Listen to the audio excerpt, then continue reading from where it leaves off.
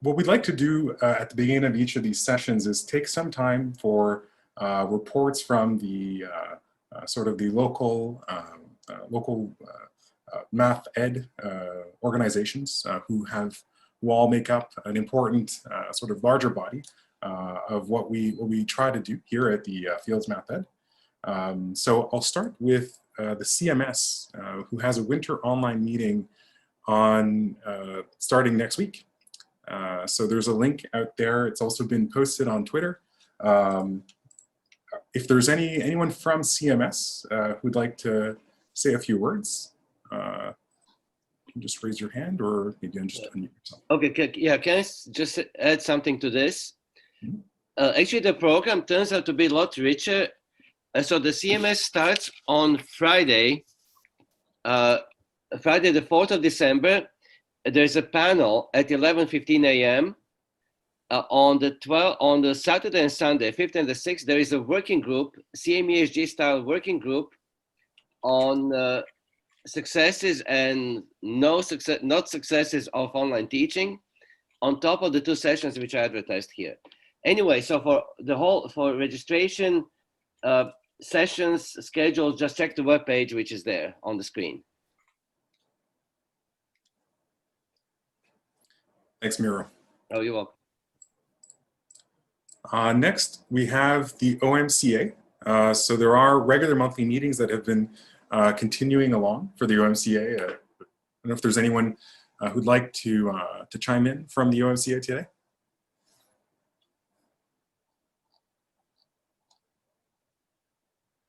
Okay. We also have some interesting things happening with the CMESG as usual. If there's anyone from the CMESG who would like to just chime in regarding events coming up.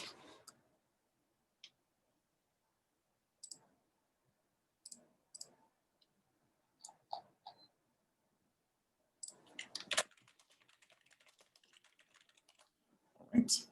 Next, we have the OAME. So there's the joint project of the OAME and AFMO that has been active since the summer in response to the new elementary mathematics curriculum running, which has been made active this fall in Ontario. So if there's anyone from the OAME who'd like to just add a few updates to this. Thanks, Charles. Yeah, since this report went in, we have now posted on the website ontariomath.support 66 coding lessons for grades 1 through 8. So if you are interested, go visit them. And by the end of this weekend, there will be coding lessons added, plus mathematical modeling lessons, number lessons, and financial literacy lessons, at least one for every grade from 1 to 8. OntarioMath.support, and they're in English and French. Thank you. There's a link right there. Thanks, Judy. Last but not least, we have the Margaret St. Clair Award. So the deadline for submissions for the next year's Margaret St. Clair Award winner is on December 31st. So if you require further information, you can email Judy Indaglio at fields.utoronto.ca. And just for those who are looking to maybe just copy and paste that, here's a direct link that we'll bring into the chat.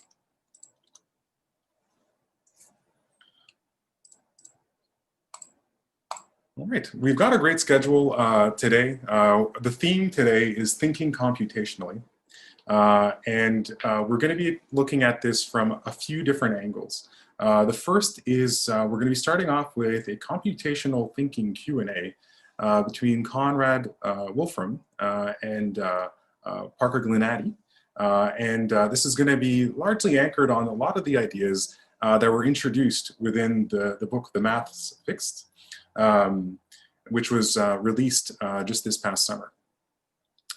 We'll be following that up with an introduction to some of our key discussion leaders who will be leading some discussion on some key discussion prompts and questions, which will be covering areas from K-12 up to higher ed.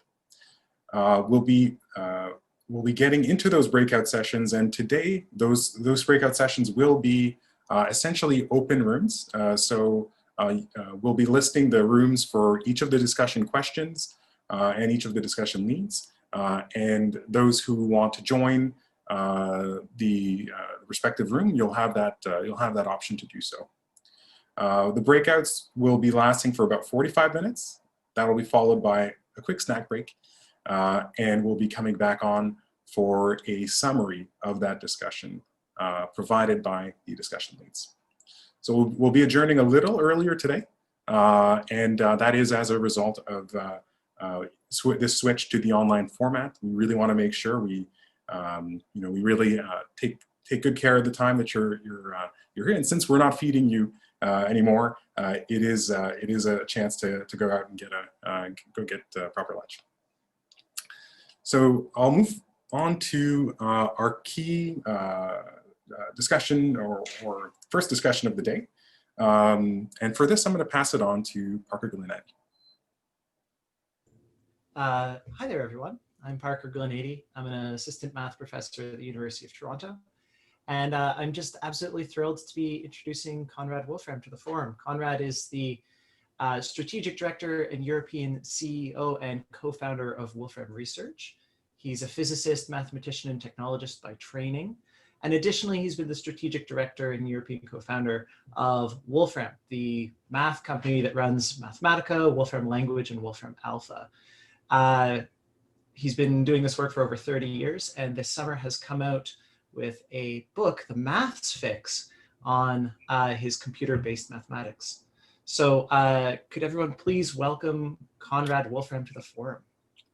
So Wolfram Alpha has been supporting my teaching work every single day as I've been teaching online. It's been absolutely vital in my pedagogy right now, and I'm so glad that you're here with us. Oh, well, thanks so much for inviting me. It's nice to be here. And well, this is one of the advantages of being online with everyone, that it's kind of a natural format to be from the UK to Canada in one go. But thanks for having me. And yeah, it's nice to be here. You've got this new book out, The Maths Fix. Now, should we say maths or should we say math? This is a bit of an English language issue. Well, you see, I had this great problem in naming it, right? Because I wanted it a worldwide book, and we have the divide between math and maths. And so I thought it would be a sort of in-joke to have the S in brackets, in parens, as if it was math of a function of the S. But that was sort of the in-joke, as well as the bifurcation between sides of the lines. Now, you guys in Canada, do you usually say maths or math? I tend to say math. Fair enough. Now, people, feel free to use the chat. We can have info coming up in the chat. So could you tell us a little bit more about the book? For sure. So what happened is, over the last, 15, probably more than 15, 20 years, I've been watching as our technology and other people's has been used, in the outside world, really to further the cause of math and computation more widely, however you want to term it. But the math process is so predominant in our lives now. And so, for most parts, ways of thinking about it, it's been a fantastic success. It's sort of brought in what now people call the fourth industrial revolution, the AI age, and the rest of it. And that's all really down to math.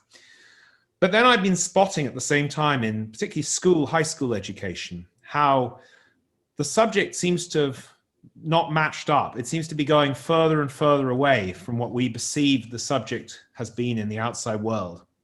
And so I started basically in about 2010, just after actually the release of Wolfram Alpha. Wolfram Alpha was an interesting watershed because it sort of brought this to public attention. People said, is it cheating to use Wolfram Alpha for my maths homework?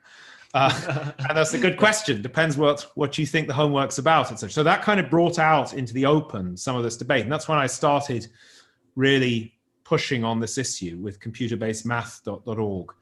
And in 2010, I gave a TED talk, and it was really from then that I started speaking a lot about this, writing a lot, figuring out what we'd actually build in terms of a curriculum.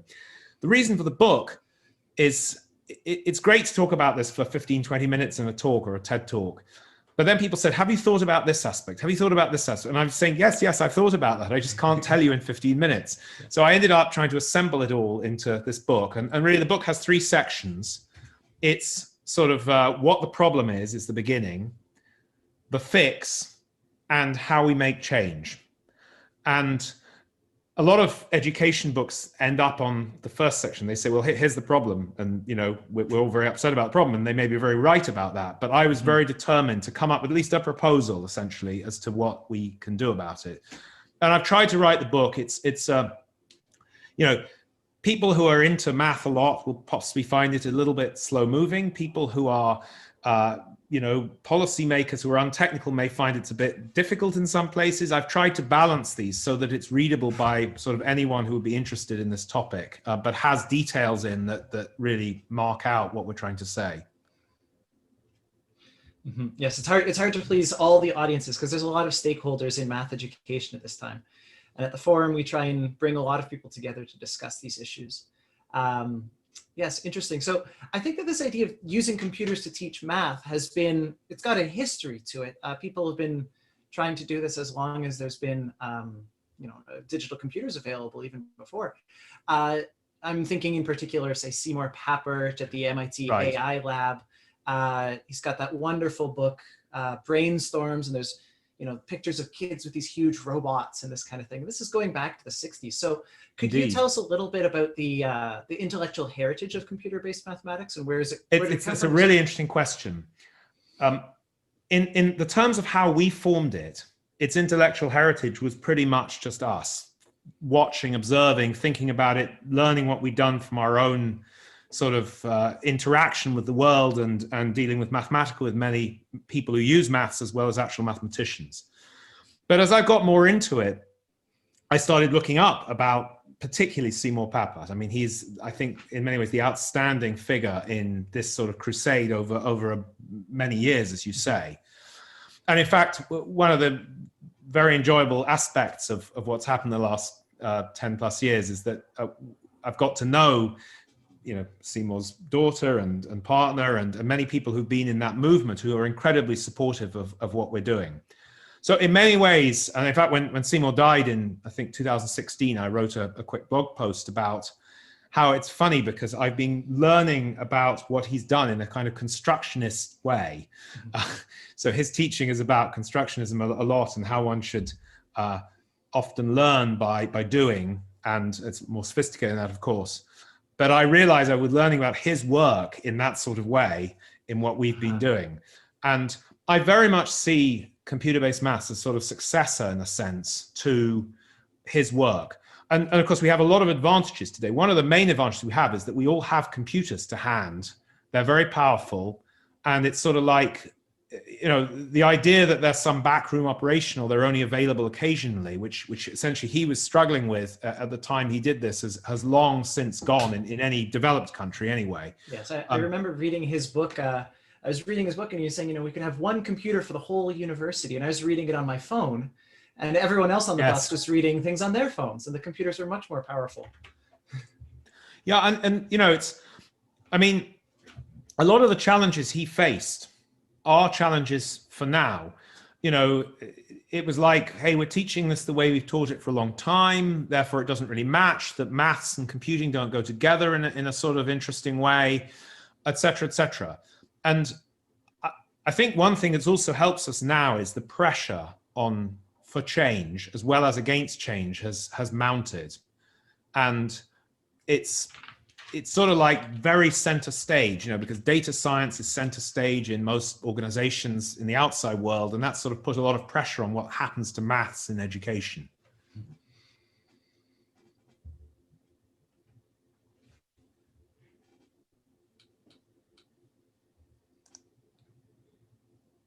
Yeah, we have some questions coming. Someone says, drop off our punch cards at the IT window in the chat. You know, this is the context that Seymour was working in, and now things have quite changed. You're saying that this follows up on this heritage of Seymour Papert's work and this kind of constructivist thing. you're saying that there's going to be this educational revolution centered around the idea of computer-based math, but you position computer-based math as distinct from computer science, distinct from mathematics. Could you help us tease out that difference so that we understand what the book's about? I mean, the way I think about this is that mathematics or computational thinking, and I'll come back to what we call it because it's complicated, unfortunately, as to how that intermingles with what it is. But I think of it in many ways as a sort of four-step process. Now, I might actually just, helpful. I could even share just this maybe to just show everyone what I'm talking about. I don't know if I'm allowed to share, but really, it's a four-step process, and in a sense, what I think of, one's essentially doing or trying to learn is how to define problems very precisely and well, how to abstract those problems to a sort of mathematical form. And there's a great reason for doing that, right? Because we have hundreds of years of experience of how you can take a mathematical question in a mathematical form and turn it into an answer, which is really useful. And it's that abstraction process that's incredibly powerful in the middle of that many apparently disparate problems actually end up being essentially the same mathematical problem. So there's that step 2 we call abstraction. Step 3 is this sort of magical step where you go from the question you set up in step 2 to the answer, the computation step. Yeah. And in a sense, step 4 is where you're going the other way. You're going back and saying, well, x equals 3. In the context of my defining question, what did that mean? And is it a reasonable answer? And does it have enough definition or enough accuracy and so forth? And should I go around the loop again to figure this out? So how do these all fit together? I think coding as it's sort of conceived at school level today is a little bit confused as to whether it is teaching the abstraction step to a computer language or whether it is assuming people can already abstract and somehow teaching, given that you've got the idea of the abstraction, how you turn it into a language the computer can then interpret. But I do see instructing the computer as one and the same thing as writing down a coherent abstraction of your problem, which is a central part of the mathematics or computational thinking process. So I see them plugging together that way. And in a sense, coding is a sort of tool of the modern trade of mathematics. And if you can't do it, you're handicapped because you can't really instruct the computer well what to do. But I think it's a little deeper than that because I think it's a way to broadly define what it is you're trying to say in a way that's kind of beyond what has been done with traditional mathematical notation, which is rather limiting in terms of sort of describing algorithms.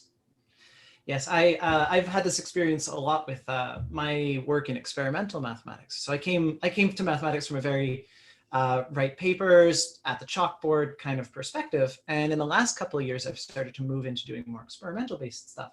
And the act of coding has made me realize how muddled my thinking was.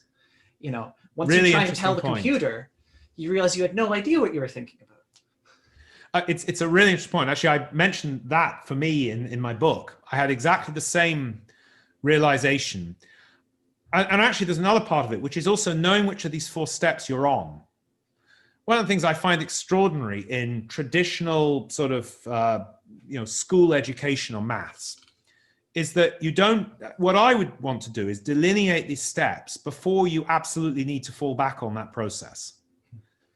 And so, but mostly what happens is people only really are forced into understanding where they're at when they've already fallen over and found the problem was too hard and they were a bit muddled about what they were doing. Were they abstracting or were they computing, or had they set the problem up right or not, or were they muddled somewhere in the middle? And I totally agree with you. Being forced to tell somebody else, in a computer particularly, about what you want done kind of forces a precision of thinking that is actually very helpful, I think, to one's understanding. And one of the things I would also mention, it's quite interesting to think about how the language you're using for that definition affects how you think about it. And I have a little bit in the book where I talk about, because there's how do human languages affect how you think. And I'm awful at all other languages. I speak essentially no other languages but English, part of a fine British education that one gets that. Not even French very well, even though we're taught that for a long time. But as I understand it, when you are fluent in different languages, you also sort of tend to think in a slightly different way. and you express things a different way. And you can see this reflected in the cultures, I think one sees around the world. And I feel the very same thing about computer programming. And one of the things we've been trying to do with Wolfram language is to make a very general language that allows sort of high level speaking to the computer and many, many different paradigms, so that one isn't railed into just one way of thinking at an early stage. Yes, yeah, and one of the issues that made computer-based mathematics very difficult initially, or doing mathematics with computers difficult, was that it was very hard to, learn assembly language, or learn these very, very low level languages. And I think that the Wolfram language is high level enough that it could describe things quite well. So that it's not a whole other part of your training to learn how to use the computer. It's something that, middle schoolers can understand now, which is great. We've been talking about this workflow of defining the question, translating to math, compute answers, interpret results. Could you take us through sort of a model problem of this? Like to just look at one specific problem that might come up in the computer-based maths education? Well, I'm going to do a very, very simple example, which is sort of easy to describe, but very simplistic, and just to give you some sort of idea. But in computer-based mathing, we tend to do slightly more elongated ones because we're thinking of many hours of time. But sometimes when I'm giving a talk in, physically, if I'm again allowed to do that at some time, hopefully soon, I often say to people, defining a question might be, how long can I talk in this room before everybody kind of dies? Hopefully, for whatever reason, right? Is it going to, what will be the limiting factor? Maybe it's air, the room is sealed. Let's assume the room is sealed and has no air conditioning or windows open or whatever. But the point is, we've got to define what the problem is there that we're really trying to deal with. Then we might abstract that by turning it into specific, maybe equations or expressions. It might be very obvious that air is the limiting factor, or it might be not for somebody else. Somebody who's, say, diabetic, it might be a different issue. And so there might be multiple, so to speak, computations to abstract to at the same time, or it might just be one obvious one that one would assume, although it's, that's itself a piece of experience. When can one sort of leave out other possible computations because one thinks one knows? And then you're computing the answer, and you get eventually to some expression at the end of that computation, or some answer. My earlier thing might be x equals 3. Does that mean you have 3 hours if everything was sealed down and I went on talking for much too long? And then the question is 3 hours a reasonable? If it came out as -2, for example, it's pretty obviously there's a problem. 3 hours might be reasonable, but is it really reasonable? Probably not. Sounds a bit short, etc., etc. So we have to go around again and kind of interpret that and see whether we need to run the computation again and maybe make different assumptions. So incredibly simplistic and quick walked. Well, this is such a mathematician approach to explaining something. I'm going to give you the simplest example. Yes. Yeah. Well, that's physicsy. Actually, it's funny because when one talks to engineers, it often goes the other way around, I find. If you look out, two other things I would say on this. If you look out in the world, of course, the modeling of COVID has been a massive mathematical challenge, and I have quite a lot of criticisms of that, actually. And in fact, I've written a number of blog posts recently on my personal site, mostly castigating some of the British government issues, using one of which Excel 2007, I think. Well, that was just unbelievable. Yes, they did all the track and trace data in an old version of Excel, and it was they lost some of it, etc. I mean, that was a sort of using the wrong tools for the job, which I think is a big problem we have to get round.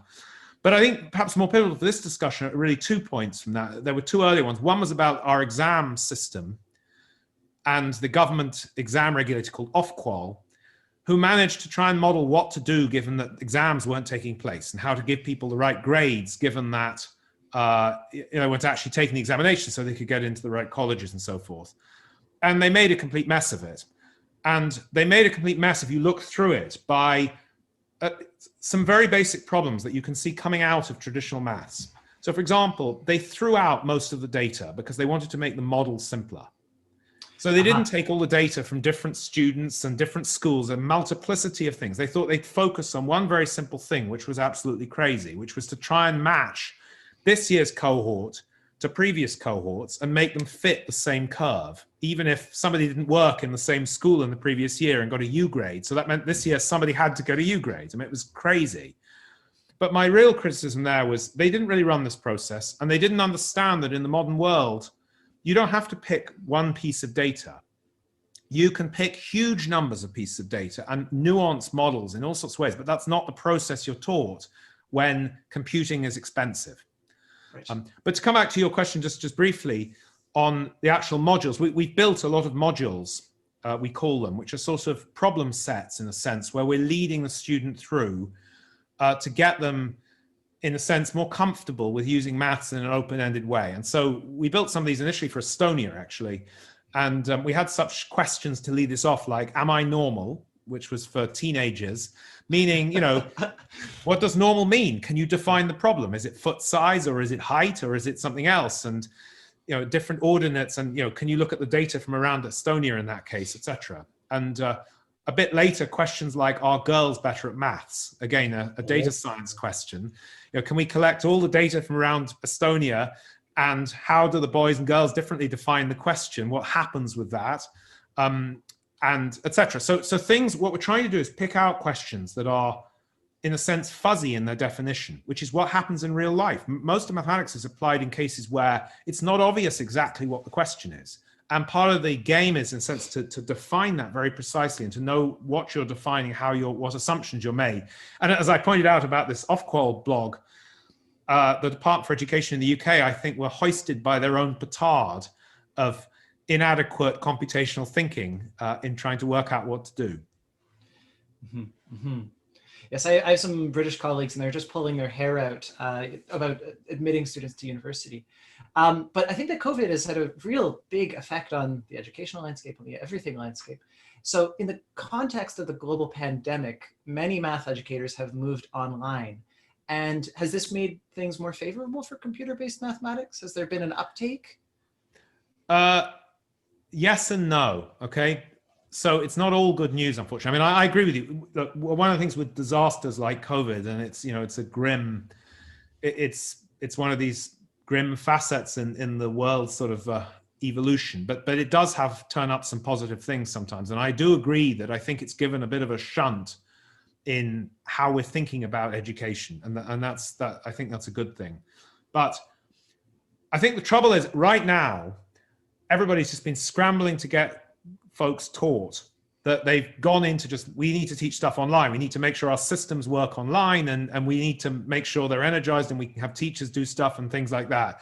So I think at the moment what we've had is the same subject being taught, you know, often in a quite traditional way through a computer. Mm-hmm. But on the other hand, that of course does mean people are now used to being in lessons on computers. They're used to computers being there. They don't have to go to the old style chalk and talk type scenario. So I think that opens up absolutely the possibility that we can now say, let's reform the subject matter and some of the pedagogical approaches, and let's have a really good sort of mixed human AI instruction where we're optimizing both of those, or not just AI, but just through a computer, I mean, remotely sometimes. But I can't say that's really happened yet. I think we're now, you know, now the sort of immediate shock of COVID is, I mean, it's of course still very much going on, but the sort of shock of the fact that it's happening is subsiding a little bit. I think people are starting to think a bit more medium to long term. Mm-hmm. And we are now seeing a lot of interest in the last maybe couple of months, again, about, okay, now we've got computers in front of us, maybe we could do something very, very different. And it's funny actually, because the book I wrote, you know, almost entirely before COVID, of course. I amended a few bits in the month or two before it got published after COVID started. But actually, I put in a whole section about remote learning and how that affected what's possible, which I'm pleased to say is largely intact, I think, in what I would say now. Interesting. One thing that happened with my teaching is I teach this very large calculus course that has a linear algebra component. And we used to be very strict, you know, no calculators, no computers, no whatever. And it was very limiting in the types of questions we could ask, because we're doing financial mathematics. you're often getting these large decimals, and we're doing linear algebra where it's row reduce stuff. And now in the COVID pedagogy thing, there's been this flip where it's all happening on computers anyway. So now we're designing the tests in such a way that you must use computers. So I wound up having to give these tutorials on how to row reduce using Wolfram Alpha. Cool. Yeah, and it's just a very big question. How will that look after the pandemic? Once we're back in person, are we going to still use computers in the same way? It's really changed our pedagogy. Well, I think it's very interesting, and look, it's great to hear what you're doing there, and I think it does, as you kind of alluded to it. It brings up the absurdity, and I know I was asked this I think it was in the UK actually recently. We've had kids trying to do their traditional curriculum where they are, on a Zoom session, and they are trying to see how to compute something by hand using their calculator in their hands when their computer is in front of them, and obviously can do it much better. Another thing I'd also point out about specifically calculators, and I have a section in my book about this. I was a keen user of calculators when I was at school. They were the modern technology. I had one of the first graphics calculators and so forth. And actually, that's funny because I was allowed to use that in my A-levels, as they were in England. But when I got to Cambridge, I was not allowed to use my graphics calculator in my finals in maths because it was deemed that I might be able to cheat. So I had to go and buy a very basic calculator instead, which I think was interesting. But the point I would have to say is I find calculators, my daughter has a recent, I think, Texas Instruments or something. They're very hard to use, actually. And I find it rather shocking that in school right now, we are in most countries, we are forcing, parents to spend, $100 or pounds or something on something that really is very ancient technology and is extremely hard to use, kind of layering a difficulty of using it over, the learning process for the kid trying to pick up their maths at the same time, when much better tools are available almost for free on equipment that they already got. So it sort of seems a crazy, and this is actually sort of another aspect which I think is interesting, particularly in the context of what will happen from online learning and so forth. One of the big issues in education I try and bring out in the book is the difference between what I call the essence of a subject and the mechanics of the moment. And what I mean by that is, if you're going to learn to drive a car 20 or 30 years ago, in most countries, you needed to learn how to, use manual transmission gearboxes, right? That was just part of driving. But it isn't really a central part of, the process of getting you from A to B by your own transportation. It's just a mechanic of the moment. And so it's important, I think, we in education really distinguish these two hard. And that's particularly true in the outside world. It's changing so rapidly as it has, and we have such a revolution in machinery as we have with computers. And in a sense, I think that's the calculator issue in high schools is an example of where the mechanics got stuck somewhere, even though it had good intention. And it's kind of like the essence walked away. And I think that's sort of, in a sense, the biggest issue across education as we enter this AI age. What is the essence of these subjects and of education in a world in which we're starting to share some of our, so to speak, intelligence with AIs? Mm-hmm. Mm-hmm. Just to come back to the calculators thing, one of my experiences is that lots of my students are coming into my classes at the University of Toronto, and they already know a bit about coding. And I'll say, hey, what are you working on there? They've got all this black and white text. And I say, whatever. Oh, it's just something I don't know. I learned it on YouTube, they'll say. Or so they're mostly self-taught. And I remember when I was a kid, we had QBasic, and we had a video game written in QBasic. And I changed one of the numbers, and the game got much different. And I think this was probably one of my first mathematical experiences where I could change or generalize the game somehow. But there's this tendency where lots of coding is self-taught. What can primary schools and high schools do to foster this kind of curiosity about coding? Because I don't think that's happening very much. I tend to agree with you. Look, it's great that so one thing that's good is I think that the marketing of coding has been positive in the sense that people know that it's sort of something they ought to pay some attention to. And so I'm sure a lot of the folks who come and do math at Toronto or other subjects have already, either because they're interested anyway or because they think it's important, have come to learn some. I think the most important aspect is a little bit what I'm saying for mathematics itself, which is start from a problem the student might actually be interested in and use the tool set of mathematics and of coding to solve that problem, to help them move it further forward in their, what they perceive as important in their lives. I think I mean, like in the UK now, we have compulsory coding education in primary. And look, I'm very positive about the fact that something has happened there. I mean, it was previously, it was learning how to use an Excel sheet. Now it's actually learning something about coding. The difficulty, I think, is it's often been written by people who are very interested themselves in programming. A little bit like sometimes happens with the maths curriculum, that people who are interested in mathematics themselves write the curriculum. And that's great for other people who are themselves motivated by the subject itself. But unfortunately, it leaves out a large number of people for whom it's just a tool. And I think we need to use, so what we need to be doing is embedding the coding. Well, I actually think there's sort of two levels of this. I think we need to be embedding the coding as part of maths. I mean, I do not understand why these are separate subjects. And arguably, I would say if, you know, who knows, but if Alan Turing had lived a bit longer, perhaps they would have been the same subject. Who knows why? But I think it was a huge mistake in a sense that computer science got separated from mathematics anyway in the research field. But that's the way it is. I think we have an opportunity now to bring them together in school education. So I think that's one level. But the other level, which is critical, is if we consider this combined computational subject as so much of a bedrock, so foundational, as I do, it should be applicable to the many other subjects that people are learning at school. And so therefore, what we ought to be seeing is this, you know, whether it's coding or mathematics or the combination being applied in people's history classes and in their biology classes.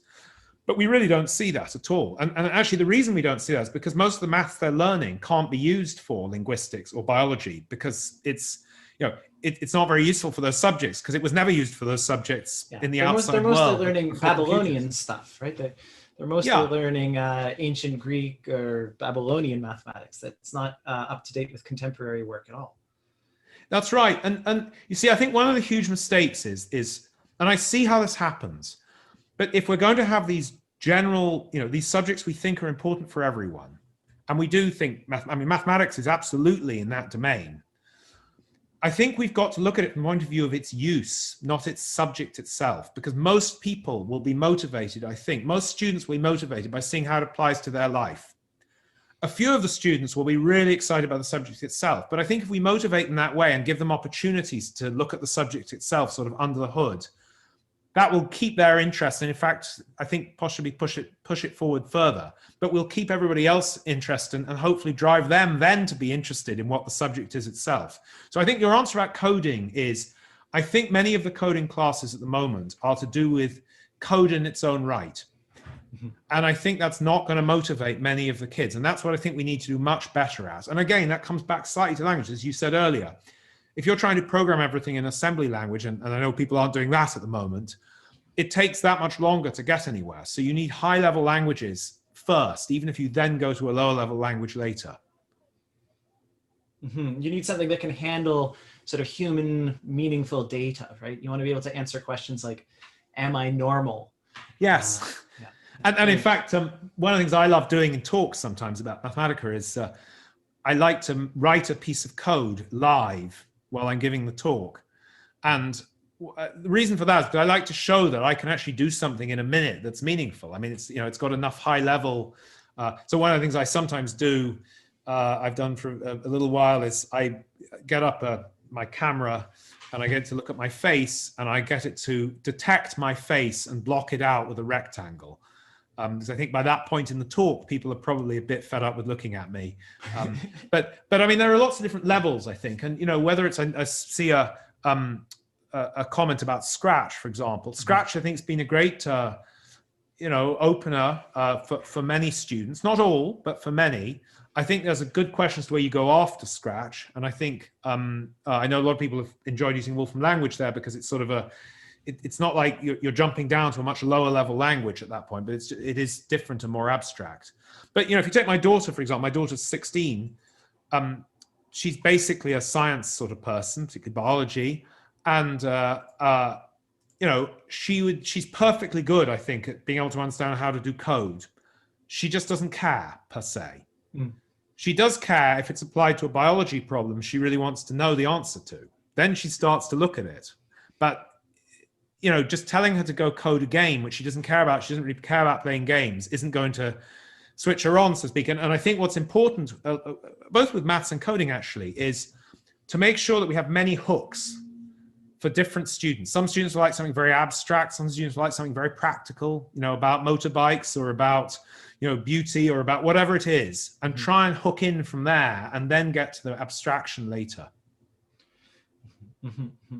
Would you be, you'd say that you often write code live. Would you be willing to take a live question from our forum? Sure. Sure. If we could open up the chat to, there's a question here. Does cost confuse the portable computer versus calculator argument? Right. One of the things about these electronic calculators is they cost 2 cents. The computers cost $2 grand. So there's a bit of a. Well, I mean, here's the funny thing about it. It depends exactly what I'm talking about. I think that there are a couple of things going on here. So an actual, you know, calculator for like the UK A-level curriculum costs about £100. I mean, it's not cheap. Now, of course, you know, there are calculators on smartphones, for example, which are mostly, I mean, free or cheap. And that those can replicate what a traditional calculator does.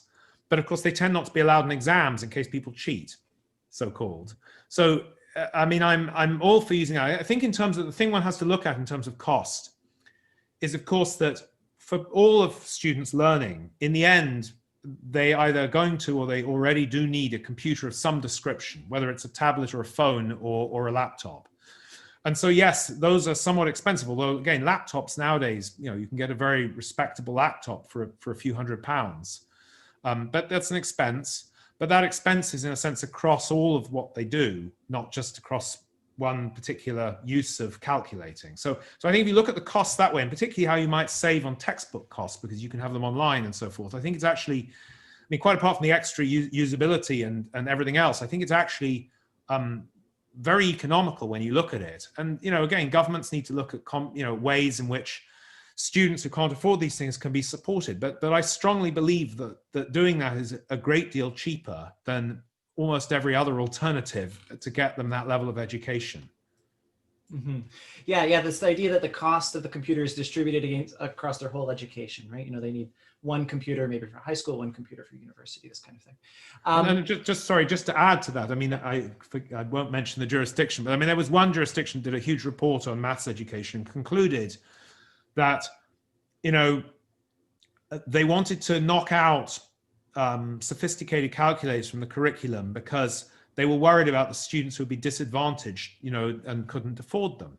Mm-hmm. But I mean, the idea that, you know, the 95% or however many it was should be prevented from having the right maths curriculum because no funding is available for the 5% where they couldn't afford it themselves and they couldn't be helped to afford that seems absolutely backwards in all sorts of ways. I mean, you know, even if you compare to like the salaries of teachers and things, it's just kind of a nutty approach. And we need to think very carefully before that. And I do believe, back to your earlier question, that the fact that so many people have needed computers to get through the pandemic from a learning point of view has accelerated and sort of made this argument very clear, I think, in sort of the computer's availability is essential. Mm-hmm. One question that's somewhat come up in the chat is this question about allowing students powerful compute. Why are we asking students to use calculators? Because they can, unlike laptops, do one thing and can't access Chegg. Chegg is an infamous website for cheating. So do you feel that computers sort of might mess up the game somehow, that students can cheat? What is your... Well, I mean, I just think this definition of cheating needs to be looked at very carefully. I mean, the reason we have a lot of this definition of cheating is so that we can have standardized tests. I mean, it's not the only reason, right? You do want to know what the student's own performance is, but in the end, what we're really worried about here is making sure that, you know, let's say when they try and get to Toronto University, that the grades they got were somehow, you know, representative of them. But here's the thing about that sort of thinking. You know, my problem is, to me, a test, an exam is only fair I mean, there's several measures of fairness. One is, is it reproducible when different markers look at it? Do you get reproducibly the same marks, right? That's one measure of fairness. Another measure of fairness is, does it represent, in a sense, what you're trying to measure? And in my view, what we're trying to measure for students coming to study is a whole range of abilities. And, whether you can happen to do well in a test over a 2-hour period, locked in, without looking anything up, without talking to anybody, without having any interaction, doesn't seem to me a very full gamut of the capabilities that we actually want to see, or indeed are useful after college education, for example. So I'm hoping that one of the aspects that we're saying, I know in the US, for example, in California, a lot of the colleges are saying we're not looking at SATs tests for at least the next 5 years. We're going to have different ways to assess admission into Californian universities. And so I think there is a powerful force for change that may happen here.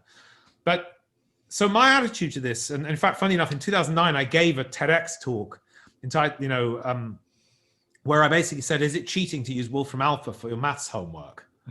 And my argument really is kind of like the homework's wrong if it's cheating. Because in the end, these tools are available. They're not going away. Computers are not disappearing. They are a facet of our lives. People are going to have access to them after they leave education. So why aren't we training people to make the best use of these tools and then to set questions and exercises and work that, aren't cheating when you use these tools as well? And one final example of this, actually, while I think of it, in the UK coding GCSE, which is the exam people take when they're 16, I mean, this is one of these ways that testing can go kind of bizarrely wrong. Originally, it had some fairly large percentage of what you got, which was to do with actually writing a piece of code, writing a program on which you were assessed. And you had a number of sessions in your class with your teacher and things where you wrote the code over a number of hours. And that was part of the assessment. Well, then they decided that between these sessions, the kids were talking to each other about how to improve their code, right? Which is a good human skill. It's actually rather useful. And so they came back and they changed it and they made it better and so forth. And so they decided, therefore, that this was cheating and they couldn't verify that it was the student's own work enough. And so they knocked out this section of the coding assessment. So now it's only like, did they do any coding or not? It's not really. So instead they've got questions about, binary numbers and, buffers and things like this, but they don't actually have to write any code as a major part of the assessment. So that's the kind of thing that get turned on its head if you're not careful. Yes, yeah, you have to be very careful with that thing. That's very, very strange, right? It starts off as a test about the ability to code and it becomes a test about binary numbers. A question's come up in the chat about testing collaboration skills. Is there a collaborative aspect to the computer-based maths program? Oh, very much so. And actually, one thing I'd love to, one thing I didn't mention, I'll just put in chat actually, is one of the things we've tried to pioneer with, so when we started computer-based math, we looked around the world for a list of outcomes that you'd actually want to achieve from, and I've just put a link in the chat, outcomes you'd want to achieve from learning the sort of core computational subject that I'm talking about. And we couldn't find a very convincing set. So we started to we started to have a look and try to make our own. And so this list is, in a sense, I think it's 11 dimensional these days, list of these sorts of, headings of key outcomes that we want to see. And you'll see that communication and collaboration is one of those main headings. So is, learning to manage your computation. Never appears in maths. It's crazy. It's like, you're taught how to do computation. You're not really taught what to do when, the computer blows up, it produces infinities, et cetera, you're always assumed that you'll pick that up on the job. Same as, whether you can tackle, have you got the confidence to tackle a new problem? So we've got many sort of things that are outside traditional outcomes lists. But absolutely, I think one can measure collaboration. There are various ways to do it. I think computer-based maths absolutely encourages this in all sorts of ways. Because what we're trying to do is model, in a sense. I mean, one of the things I think about what education's for you're trying to accelerate experience ready for the real world. Mhm. And therefore, you need people to get experience of the sorts of things they're actually going to do to make progress. And clearly, collaboration is a central part of that. And so they need to have practice at doing it in different ways. And this changes the assessment game, but it is, collaboration is accessible and can be used very productively in maths. One of the things you're saying about the real world skills of mathematics is this ability to understand how computations go. And I think one of the things Papert was very interested in is debugging. Is that working with computers teaches you the art of debugging in a way that very few other things do. Is that built into the computer-based maths curriculum? Yes, very much so.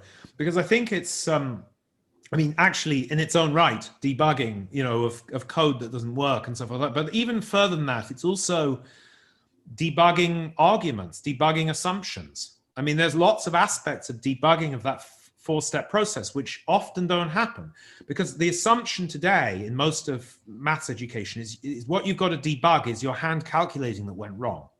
And that's a very narrow range of the debugging skills. It's like, did I leave a minus sign out because I was too sleepy and I didn't realize that that was where the minus sign went? I mean, or, and by the way, another, just slightly off topic, but another assumption people make is that the way you debug mathematics is, I mean, the only way you can debug mathematics done with a computer is to do it by hand. And therefore you somehow have to learn the hand calculating that the computer would have done somehow in order to debug it. This is not the case and cannot work. I mean, as in the way you debug in the modern world is often by, you know, you might set up the problem in a different way with different assumptions and see whether you get a difference of answer that you were expecting, running a different operation. I mean, there are many different ways to debug, but usually the problems are too complicated, or, you know, if you're dealing with 10 million data points, you can't debug it by hand calculating them. So you've got to have different techniques. And one of the problems, I think, in fact, one of the problems that comes out in these blog posts I was mentioning earlier is those debugging techniques are not taught. So so people are used to, they don't have any wherewithal to figure out, you know, have I made the wrong assumptions? Have I checked that the computer didn't do something crazy? Because that's not really what they're set to do, except if they hand estimate as their way to check it. Yes, you know, if you calculate how long the talk can go and you get -2, and then you do the same calculation again and you get -2, of course it must be correct, right? You don't have assuming you didn't do it different, you know, there was no commonality of mistake in the process you ran. Yes, so there's one question that's come up in the chat. Might it be time to cease the practice of having students write math contests as individuals and move to team-based mathematics competitions? I think it's very interesting. I mean, and you know, one can do both, right? It's not an either or. And by the way, it's interesting to note, of course, hackathons tend to be team efforts. It's fairly rare, I think, you get hackathons that are like, you know, individual people writing code. You do sometimes. I know we have a coding competition in our Wolfram technology conferences usually that's usually thought to be solo, although I think it can be entered by teams. But anyway, I think all of these are important because in real life, sometimes you work by yourself and try to work something out. Sometimes you get collaboration. Sometimes just knowing when to ask somebody else. And in what way? Do I ask them by email? Or is that less productive than actually, you know, talking to them on Zoom or phoning them up or whatever? You know, so all of these little sort of micro soft skills, in a sense, around the actual hard skill is critical for progress. And we need to replicate all of that as much as possible in education. But one of the mistakes, I think, again, that gets made, and I do talk about this a bit in the book, and by the way, I don't think this is something Papert made a mistake about, but some other people who followed Papert, I think, have, which is that we can do everything with projects. That's sort of the other extreme of what's traditionally done. You know, just don't give any formal training to students, but just somehow, you know, give them a project and let them get on with it. Now, I think, in general, I'm very positive about trying to do that as soon as possible. I think that's great. But I do think with something like mathematics, there's a lot of structure, of course, built up over hundreds of years, thousands of years, as to how it's put together in a way that makes it work. And if you don't understand what it is that you can use out of that, it's very hard to, I mean, it's like, how can you know what's available as a tool? So you need to learn something about, in a sense, the tool set before you get going on the project. And I think one needs to kind of iterate that process to build up experience. Yes, there's this incredibly rich body of literature, and there's lots, like, you could spend your whole life and never come up with the notion of a derivative. But once you have the notion of derivative, it's incredibly powerful and can do lots of good things for you. And just to add to that, you know, I think one of the things I've sometimes said is I think we ought to teach calculus to 10-year-olds. I've tried it. It works. Yes. That's interesting. Well, that's very interesting. I mean, my argument is, and perhaps the same as yours, that, you know, the concept of adding up lots of tiny slices under a curve to get the area isn't actually that hard, because I mean, kids at age sort of 5 are very, very interested in things that, you know, get smaller, smaller, smaller, smaller to some very minute thing, or bigger, bigger, bigger. That's a very natural, fairly early type of idea. And so the idea that you might do it, of course, the calculus is usually left very late because the calculating is hard. And so you need to build up all of those calculating skills usually before you're allowed to attempt to actually use it, even if conceptually some of it isn't too hard to get hold of. And I think that computer-based math has a lot to offer this, and that it gets people the tools to explore these issues. We're getting to the top of the hour, so we're almost on our time. It's been an absolute pleasure to chat with you. I feel I have a much better sense of the book now, and I just want to thank you on behalf of the forum for coming and chatting with us today. Well, thank you very much, and thanks for a very interesting discussion. Yes. So we are going to move to our introduction to the discussion leaders. But thank you very much, Conrad. That was an absolute pleasure. Great. Thanks a lot. Good to see everyone.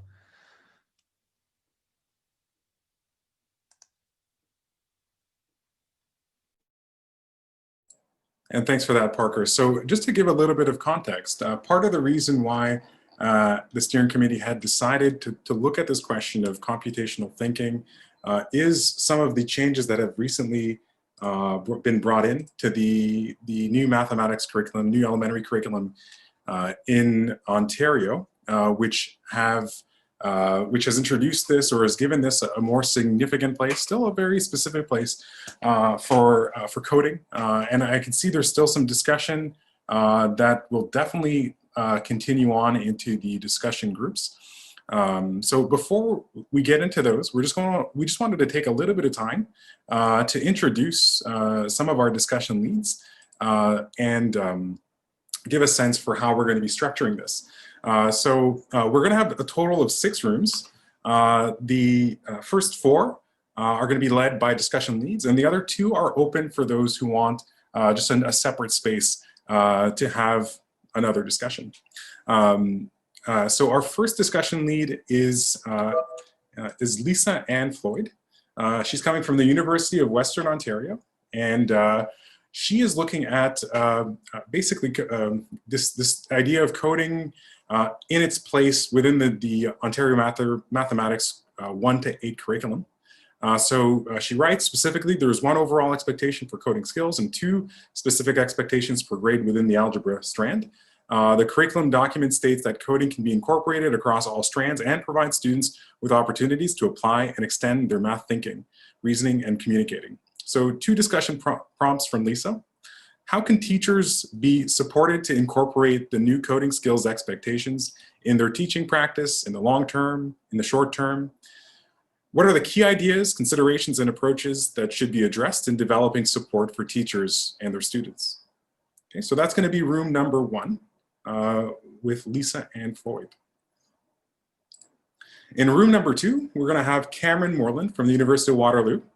And his discussion prompt is, in his 1980 book, Mindstorms, Seymour Papert describes children inhabiting a computer-based math land, a context which is to learning mathematics, what living in France is to learning French. Papert's prototype of a math land was Logo, the progenitor of Scratch. What environments and tools do we have to construct math lands, and how are we using them? For room number 3, we have Ricardo Scugulia from Sao Paulo State University. So Ricardo's discussion prompt is the following. There are several trends in computational thinking in mathematics education. What are the main concepts involved in these trends? In this discussion, we'll first address labels used in the literature, concepts, affordances, cornerstones, and share some examples regarding research on computational thinking in mathematics teacher education developed in Brazil. We will also discuss issues about curriculum and computational thinking. Why is computational thinking usually connected to patterns in algebra? How can we develop computational thinking teaching practices in other curriculum strands?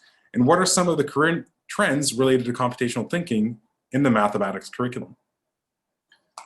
Finally, for room number 4, we have Michael Tward, who's an elementary teacher in the Toronto District School Board.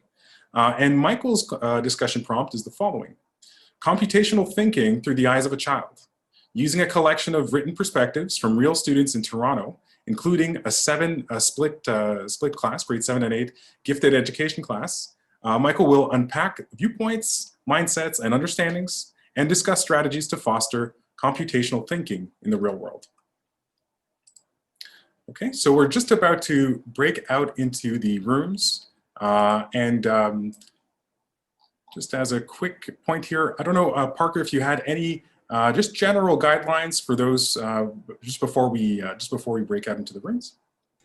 Thank you, Charles. Yeah, so as we head into the breakout rooms, please try and remain collegial, friendly, and stay on task as we go through these topics together. We've got a lot of excellent speakers, and we hope everyone can contribute to a constructive and meaningful discussion of these prompts. Okay, so I have one other addition. Sorry about that. So Janet Hughes is actually going to be in room number 5, Dr. Janet Hughes. So I'm just going to get back here and give a brief description of the work or of the discussion prompt that she's lined up.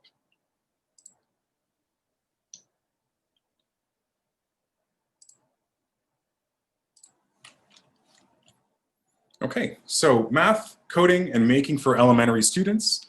So Janet will be discussing ways to engage students in STEAM-focused, inquiry-based making activities. So Janet's coming from the Ontario Tech University, Faculty of Education, and is currently the Canada Research Chair for Technology and Pedagogy.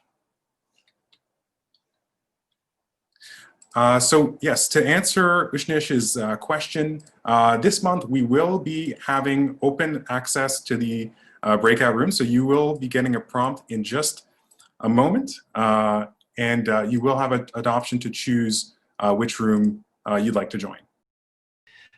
Give you a moment to get up and stretch a little bit. We always love to discuss and talk at the forum, but with the breakout groups, it's hard to share ideas very broadly. So we want to take a couple moments and check in with each of the discussion leaders to see how things went in their rooms. If we could have them summarize things, that would be very helpful. So we have about 50 minutes to do this. So if we could talk with each leader for about 5 to 10 minutes, that would be excellent. So Lisa and Floyd, could you please share with us what happened in your breakout group? Okay, thank you. So we talked about a lot of things. So I was trying to put everything into categories, but it was a bit of a challenge just because of the sheer different number of topics that we discussed around this. But I'm going to share, if that's okay for me to share my screen, because we did do it like a bit of a jam board. I'm just going to, okay. So I'll share that as I'm speaking. I'm not sure you can see it. It's live. Okay, so you can see, can you see the Jamboard with sticky notes right now? Yes. Okay, perfect. Usually I have a rectangle around it, so I didn't see that. But you can see some of the ideas for our first prompt, and actually we ended up kind of combining the two prompts because the second one that you can't see here was asking about just ideas, insights, and considerations for supporting teachers with the new curriculum. Some of the concerns expressed were that, the sheer timing of the curriculum, releasing a new curriculum during a pandemic is a concern, and how some teachers need support. And we've seen when other jurisdictions introduce coding, that they need, that one of the biggest barriers to students learning coding is that teachers need to be supported so that they can do so effectively.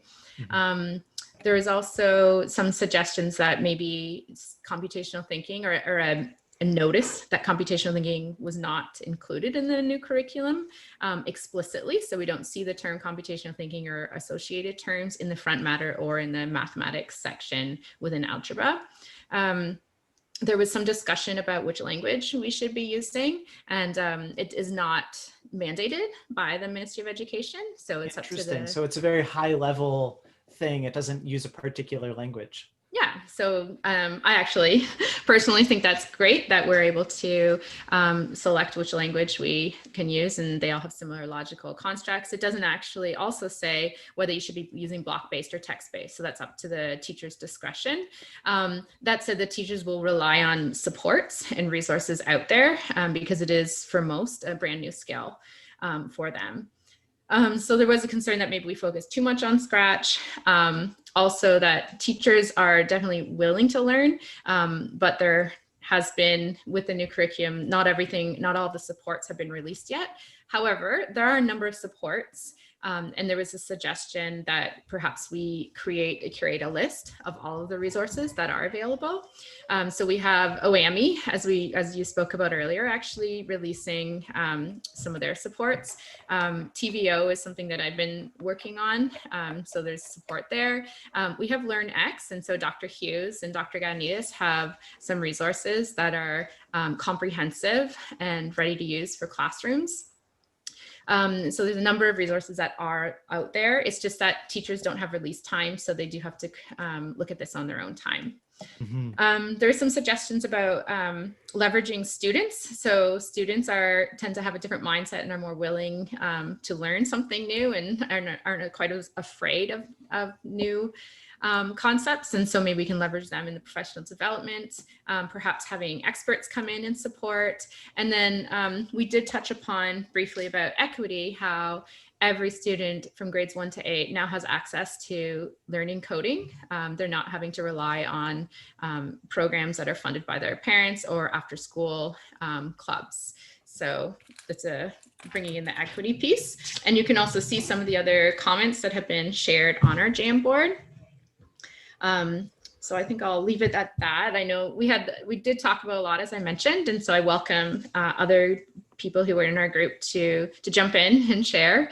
Otherwise, I'll hand it over to you, Parker. Okay, did you have a second prompt or just that first prompt? Well, we ended up sort of focusing on the first one, but we brought in, like the second one was about key ideas and considerations. And I think we touched upon a lot of those key ideas and considerations. I think if I think about it as, I've had a little bit more time as I'm speaking to put everything together, I think the biggest theme would be support. That is the question, but how are we going to support and get the supports out to teachers? So they need them desperately, and we need to make sure we bring them to them in some capacity. Excellent. Do we have any questions from the forum? Would people like to put a question in the chat? I'm just going to post a few of the links that Lisa just mentioned. It's awesome. Just so we have access. So just to make sure I caught it, so we had the OntarioMath.support. We had the TVO links. So hopefully I got the right link there. And we had the LearnX as well. And was there a fourth one there, Lisa? I think that's it. I think that's what we talked about today. Excellent. Well, thank you for sharing, and thanks for leading a discussion. That's awesome. Could we have Cameron Moreland come up? Yeah, okay. Oh, okay. I think I'm on now, right? Yeah, you're live. Okay, good. Yeah, so we talked about a bunch of things. I was actually a little surprised how many university people we had and less earlier school, but I think we had a great discussion. So some of the things that came up more related to sort of getting into the, just getting started, we talked about Scratch, which lots of people, you've heard talk about.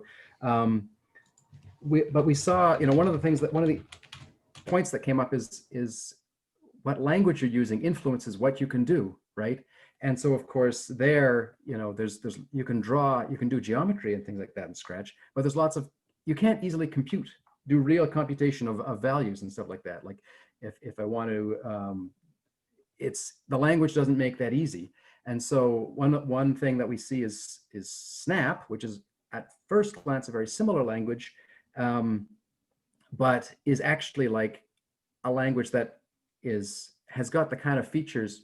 Yeah, so Scratch is at MIT, Snap is at Berkeley, so it's snap.berkeley.edu. And it looks like the same language at first glance, but it's actually a language that's appropriate for doing reasonable computation. And I believe Snap is used at Berkeley in some of their undergrad courses. So that's one thing.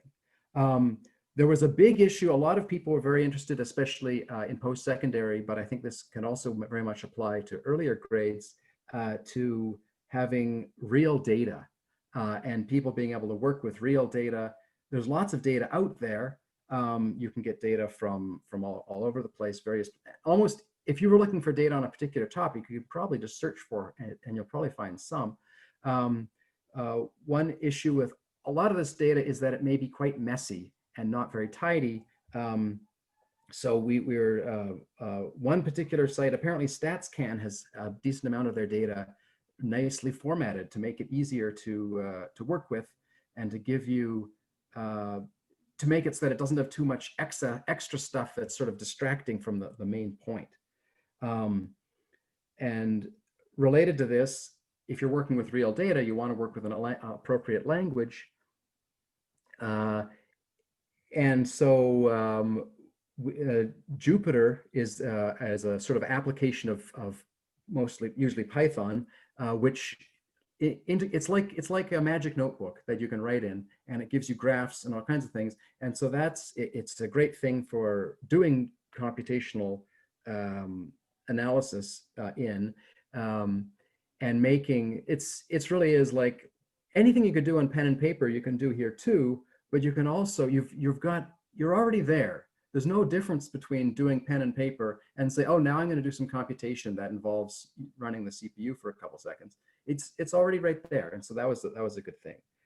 And one nice feature of Jupyter is that it supports nice math typesetting as well. So I've sort of written papers in Jupyter where there's the text and then you hit a button and it calculates the example. It's very, very powerful, and it's very good for collaborative work too.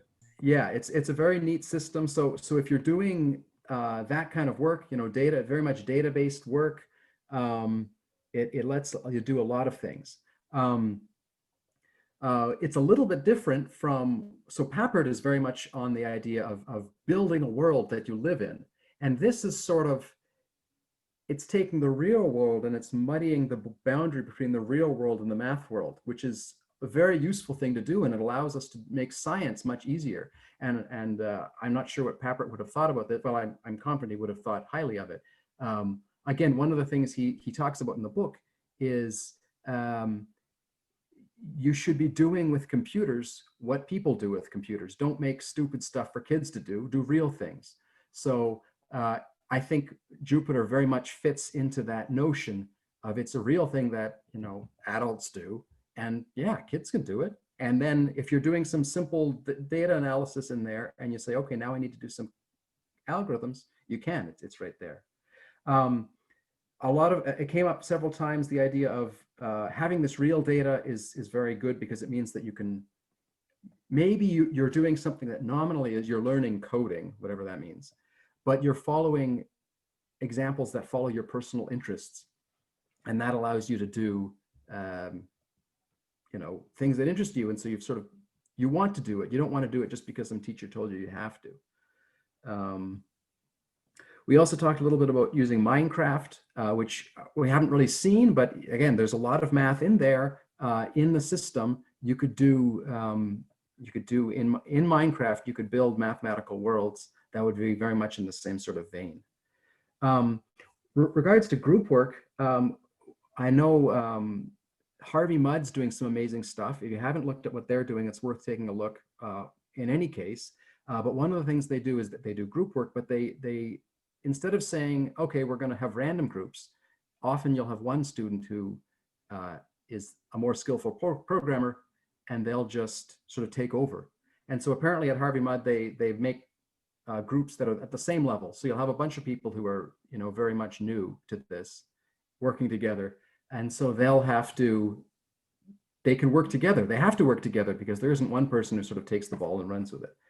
And so, yeah, we talked about a whole bunch of things, but I think those are many of the key ideas. Thank you for summarizing that. Yeah, that I was in that group, and that explains it quite well. Are there questions from the chat, things people would like to interject on the Mathlands group?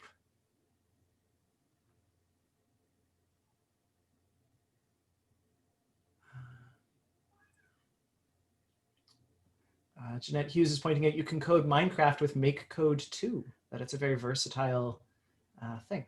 Yeah, and that's a very interesting thing. It's, as I understand it, you're basically programming in a normal language, and then it influences the world, which gives you interesting capabilities. It's a little bit different than programming right in the world with Redstone, which is sort of a different experience. So it's good to see. I mean, if you see the one, then you can sort of move to the other and see the contrast. So there's lots of neat stuff going on there.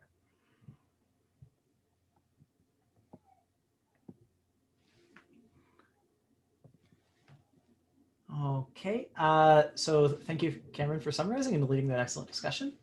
Dr. Ricardo Scuglia, could we have you come up and summarize your group? So this is breakout room number 3. Sure. So can I share my screen just to choose some notes? No? I think you should be able to, yes. Okay, here we go.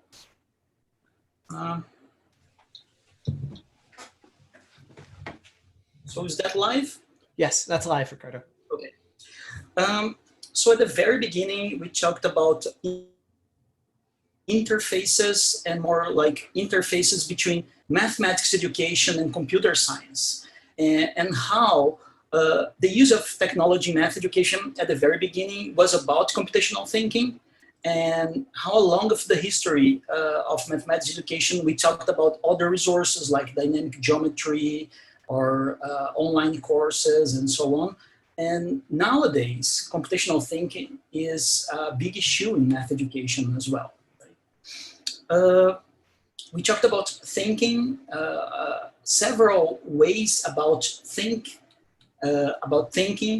and how computational thinking is complex, involve like engineering thinking, several levels of problem solving, and mathematical thinking as well.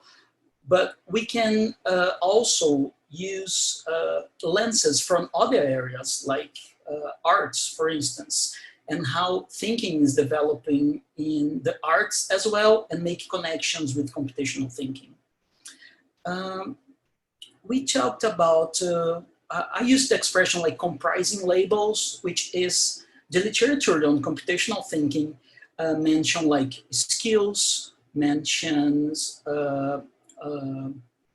affordances, mentions concepts, and how it's important to comprise all these labels or concepts, I would say, in order to come up with a very complex notion of thinking, computational thinking, which is useful for curriculum design and for the teachers' classroom practice as well. We mentioned a lot of things about curriculum, and I particularly share the idea that in Brazil we have a new national curriculum, and how computational thinking is strictly related to patterns and algebra, right? So from all these initial issues, I would like to highlight two set of questions and discussions we had. The first one is, it was related to thinking and how it's possible, just let me, just 1 second. Here we go. Thinking, I would like to relate it to this set of ideas. So we talked about how aesthetics is important for the design of computational tools. Nowadays, it's very visual. So we can bring different notions of aesthetics in order to understand how we interact with computers and how we create the algorithms and how it's very visual. Depending on the kind of language we use, we can have more like typing kind of language, but we can have more like dragging the comments from a library and so on. How important is, we can, for instance, looking for more STEM and STEAM notions and maybe come up with the idea of sensitive computational thinking, and sometimes look for the algorithm as a poem as well, right? With the metrics, with patterns, and so on. And how important is to focus on the design of the tasks and how the tasks can offer ways to students not only improve the way they solve the questions and the tasks, but propose new tasks from the original task. And the second set of discussion I would like to highlight is about the curriculum, right? So how can we go beyond algebra in the curriculum? And sometimes I think it's an advance like that computational thinking is bringing into the curriculum around the world, but it's really important to not only talk going cross strands in mathematics, but across disciplines, right? And it was mentioned that how geometry is important to develop computational thinking, because it's about constructing new things. Yeah, the maker culture is obviously parts of this, and we also have how our perception is important in terms of making things which are more physically, or it's more like sound kind of thing. And one term that we also use to describe this trend, trying to be cross strands and cross fields, I would say, it was computational modeling, is something that we can engage different areas. So, wow, thank you for the summary. Yeah. I very much like your emphasis on aesthetics. I've been thinking a lot recently about how mathematics, if you look at it from one perspective, mathematics is all aesthetics. It's all sort of our artistic choices. And then on the other side, it's sort of all impersonal. But yes, the emphasis on geometry and aesthetics is very good. Does anyone have questions for group 3? Would anyone like to ask questions?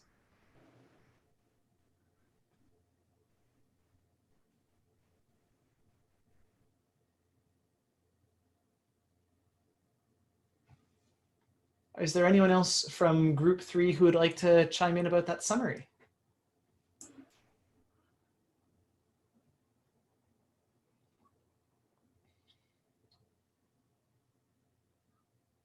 Well, thank you, Ricardo, for leading that discussion. And thank you for telling us a little bit about how things are in Brazil. Obrigado. Could we have Michael Tward come and tell us about the breakout room 4? Hi. So we had an engaging discussion in breakout room 4. Our main goal was, I was sharing how I've introduced computational thinking to a middle school classroom, and so around roughly age 12, and I used a particular problem. So when I first introduced it, one student rushed over to the computer and immediately showed me this process of madly typing on a computer. And this is this is like, oh, I know what coding is. This is what coding is. But the coding problem that I gave them was substantially different from that. It was quite open-ended, and I mean, completely pseudocode. So what I asked them to do was, I used a spider because spiders like bugs. And I said, can you help this spider to build a web, teach the spider how to build a web? And I just left it completely open-ended. I asked students to try to do it themselves. And they struggle with the problem. Often what students came up with, though, which surprised me because I had in my mind the BBC definition of computational thinking: break the problem into steps, search for patterns among those steps, among that decomposition, abstract away the non-essential components, and then finally sequence your process into an algorithm. So I was thinking, okay, students, I'm looking for examples of decomposition, examples of situations where students have broken this problem down. But what really surprised me was actually a number of students, their response was not a series of steps. In fact, it was either just a diagram of a web.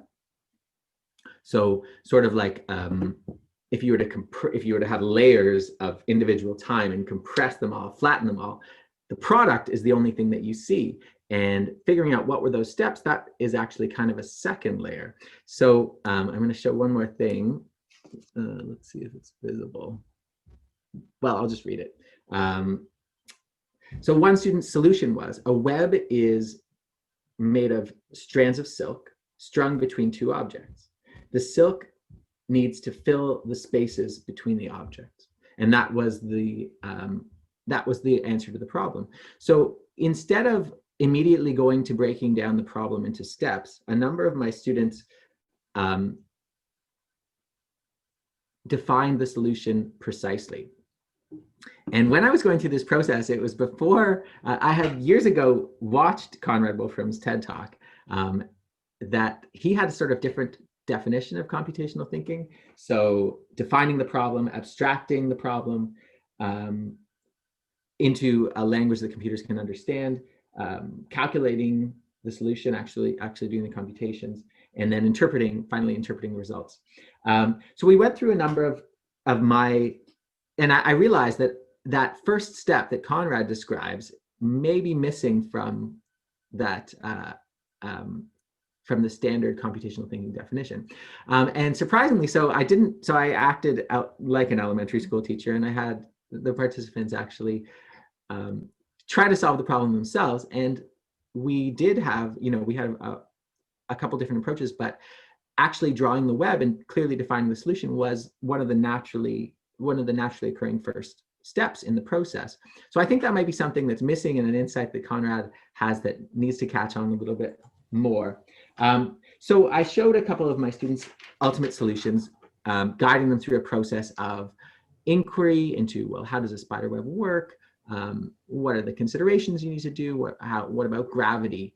Like, will your process fall apart before it can be stable? Like, how does the spider web work? And students explored some of the challenges in communicating. So they had a lot of, some students were really stuck on the idea about, well, how does a spinneret work? Like, how am I going to explain that to the spider? Or do I have to explain how the webs, how the legs move, how the spider can move around? Or, well, does the spider understand time? Can I use units of time in order to sequence my steps? And students struggled with all that. They came up with different solutions, algorithms that they then had to ask other students to try to follow. And of course, the other students did their best to make their task difficult. So for example, that first definition solution, the definition of the problem being use silk threads strung between two objects and fill up the space. So this naturally was the solution to that. That was the, oh, can you see that? Basically a scribble. There was no end point in it. So, you run into bugs along the way. That was great. So we discussed a couple of these solutions. I'll just show a couple more. This is an example where a student kind of intuitively developed the concept of loops after finding patterns among the steps. So we have this sort of process. And the student realized, okay, well, we need to repeat this certain process a certain number of times. And why do I don't want to write that all out, because everyone is a little bit lazy. So we'll just use loops. Conditionals, I had noted, didn't really come up intuitively, which I found interesting. Well, I suppose they did, because the process of moving on to the next step was sort of based intuitively around conditionals, but it was no, students didn't kind of formalize that in their answers. So we discussed this. We worked through the problem ourselves, and then we had a discussion at the end, and a lot of different concepts came up in teaching computational thinking. So I just wanted to talk about some of those. So, for example, this specific problem, provides a lot of opportunities for open-ended feedback as opposed to right or wrong, which I found, and the discussion participants also seem to foster more of a growth mindset, a play-based exploration of learning. It was a really positive environment in the class. Students asked all kinds of questions, and moving the students forward rather than determining whether or not they were right or wrong at a particular skill was the focus of the task that just sort of naturally arose from this kind of open-ended learning. Collaboration was a big part of it. So for example, testing, you could think about programming as a collaboration between an individual and a computer, I suppose, because you get feedback in that way. But when students are collaboratively learning and looking at each other's responses along the way, we ended up with some much richer, fuller solutions, obviously. Were any of your breakout room participants able to tell a spider how to build a web? Did we get a good algorithm? Well, I think we got a little bit sidetracked from ending on that exact algorithm, but it often happens. Are there questions from the forum for the spiderweb group? There's a comment here. I love seeing objects that capture the student thinking. Yeah, those are really lovely pieces of student work to share. Thank you. Yeah. Thank you for participating. Thank you for bringing this perspective. And thanks for sharing that student work. That was excellent. Dr. Jeanette Hughes, could you tell us about breakout room 5? Yes, happy to. So we had a really nice conversation about coding, math, and making for elementary students. And we view coding as a form of making. So making things with code. And so we talked a little bit about maker pedagogies. So the principles of inquiry-based, student-centered design thinking, with a focus on helping students develop those global competencies that other people have been talking about: communication, collaboration, critical thinking. And we spent actually quite a bit of time talking about creativity and the A in STEAM, and why, for those of you who don't know, I have a research lab that's called the STEAM 3D Maker Lab. So that A for us is a very important component, whether that A is the arts or aesthetics, or is just really representative of creativity. So we shared 3 lesson plans that my team and I have developed from, and they're on the learnx.ca site, and they integrate STEAM with math as the anchor subject. So I brought 2 of my colleagues from the lab with me, Zainab, who is a postdoctoral fellow working with me right now, and Margie, who's a master's student, and they walked us through some examples of lessons that can be done in a very integrated way that incorporate those maker pedagogies. So Zainab talked about a series of lessons really that she developed called Little Gardeners that uses CoSpaces EDU. And I haven't heard anybody mention this yet, but you can program in CoSpaces. So CoSpaces is a virtual and augmented reality platform. So her series of lessons focused on growing and repeating patterns, and students design a flower garden using block coding, essentially. And they are, as avatars, as they step, they plant flowers, and so they create their gardens that way. That also took them into discussions around area and perimeter.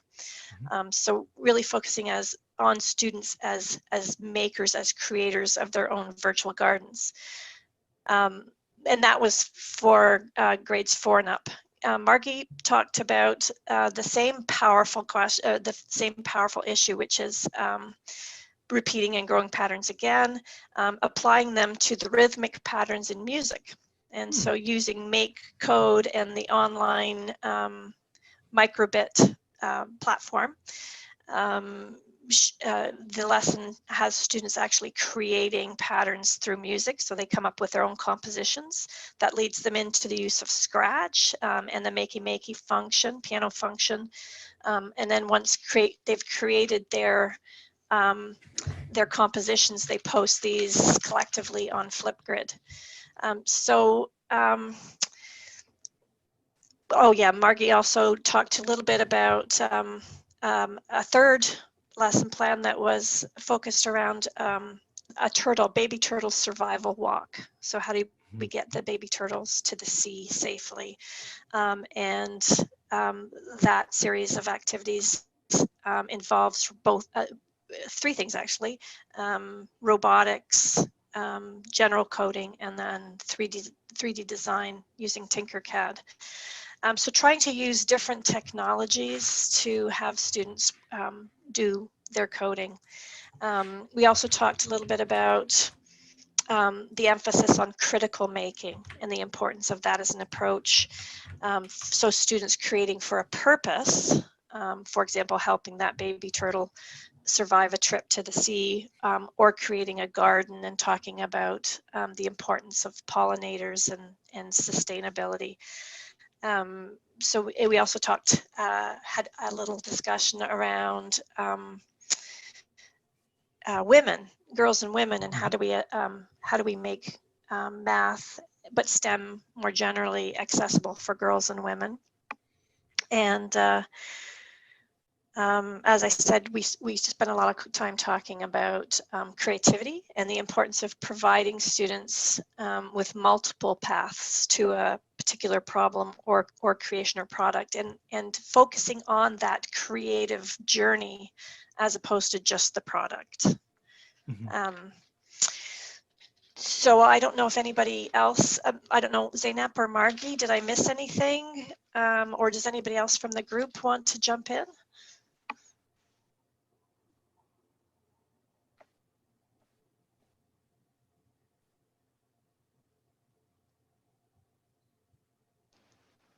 Would anyone like to ask some follow-up questions to group 5?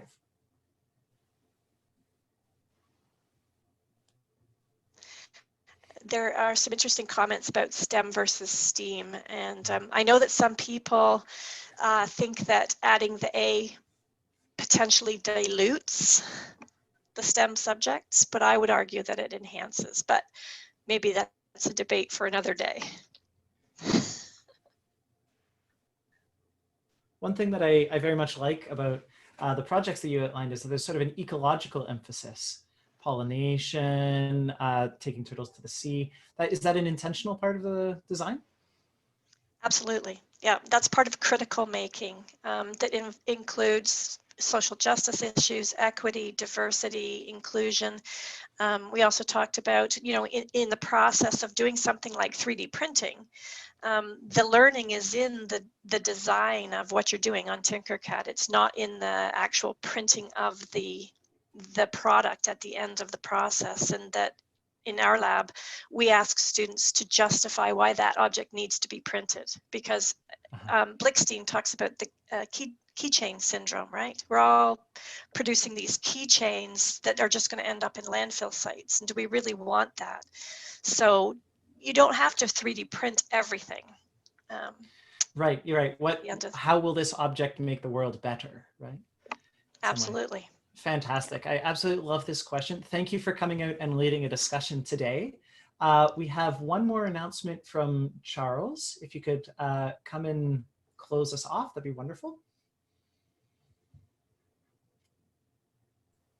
All right, thanks, Parker. So I Definitely don't want to end the conversation too soon, but I do want to make a quick announcement, which we briefly touched on during the reports. So this is just so anyone, there's been some discussion regarding the Fields MathEd Research Day abstract submissions. So if there is anyone within the group today who is looking for how those submissions can be made, so there is a Google form, and I'm posting that to the chat so that if there is anyone who's looking to participate in the January forum, the Research Day forum, I think if I can maybe ask Kara to speak to the different formats that we have available, that might give a nice sort of overview of those three formats. Thank you, Charles. Thank you very much for presenting it to this great group. Yes, the expectation is we'll have posters, longer talks and slightly shorter talks, and it's flexible at the moment. We just really are encouraging submissions, like tell us what research is going on, and the more submissions we get, the better, is my feeling. How about you, Joyce, if you, my co-partner there, if you wanted to add anything? Yes, I think you just said it. So we do have posters. We have what we usually call short orals, and we also have research papers. So this is quite new, I think, for this year because it is virtual. So we're trying to get maybe multiple longer kind of research papers that can be presented. So we're tossing around the idea of having even parallel presentations. Because as you know, we have really a short time, but if we can have parallel, we might have more possibilities for longer kind of papers, like research papers. So please, we want to hear your research, submit those, and Charles has posted the link. Just save it, please. Thank you. Yeah, spread it around. Yes, exactly. Thank you. Yeah. So I think there's also a request here from Peter. Peter, I think you can turn on your mic. Peter Taylor.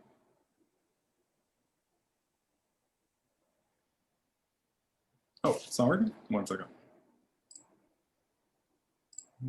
Sorry. Yeah, okay, good. Thanks, Charles. Yeah, I just want to say this was a really rich session for me. There were so many words that came up that we value so much in teaching math. And all around this idea of computational thinking, which is kind of key to what we do, taking things apart, deciding how they go together. There was the idea of aesthetics. So I'm just going to list some of these words, and then I'm going to ask a question.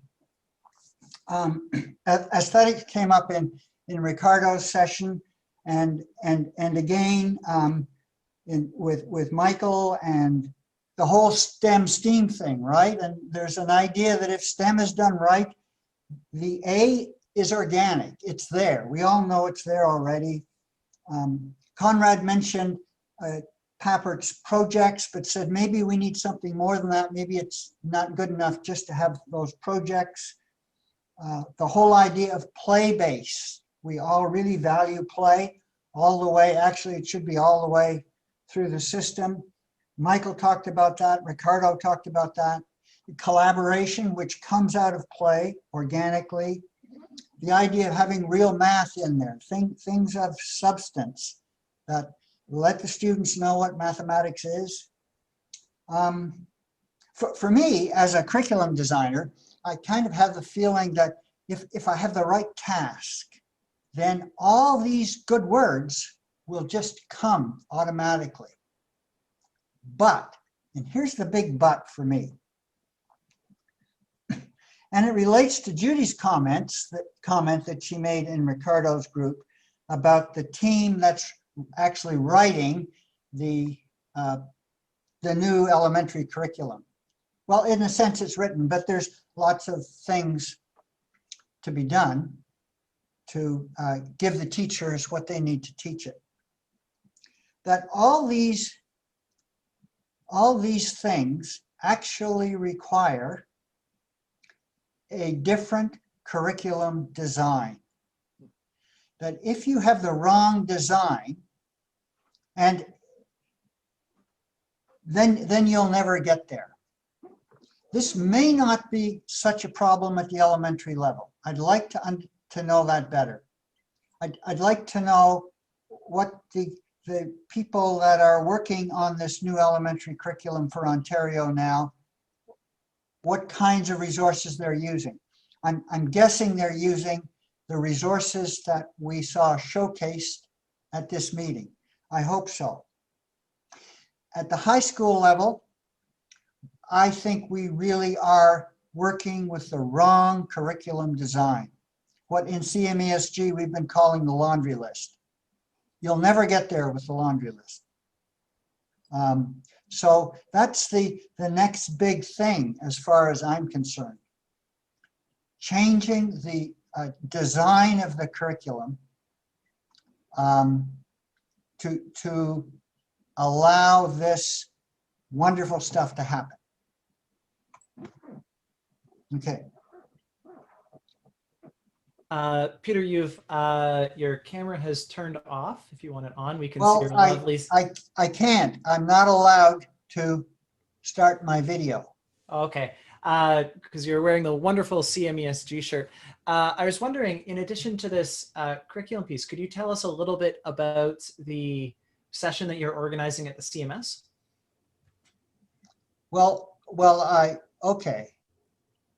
Okay, they just allowed me to turn my video on. Thank you. Now that comes from the 40th anniversary of CMESG, which was actually held in Kingston. Wonderful organization. And CMSG will run a couple of sessions at the CMS meeting. I actually, some time ago, changed the title of the session that Andy Barazin and I are running. It's now called The Legacy of Mindstorms.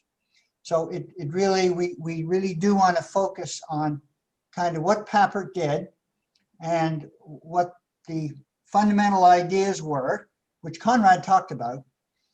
And the focus of the session is how to teach first-year university math. And that's a real challenge. Using Papert's, using the Mindstorms ideas.